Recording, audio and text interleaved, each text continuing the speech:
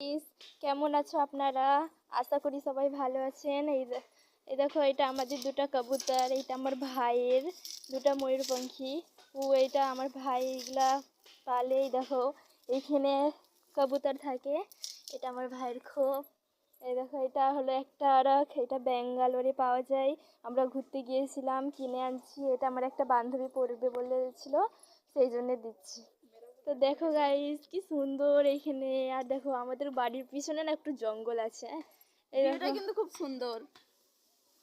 দেখো, আমরা ছাদের উপরে এখন বসে আছি। এই দেখো, আশেপাশে কত ঘর আছে। এইটা আমাদের বাড়ি, আশেপাশে অনেকগুলোই বাড়ি আছে। বস্তির মতো একটা। হ্যাঁ, আমরা একটা গ্রামে থাকি। গ্রামের মেয়ে। দেখো গাইস,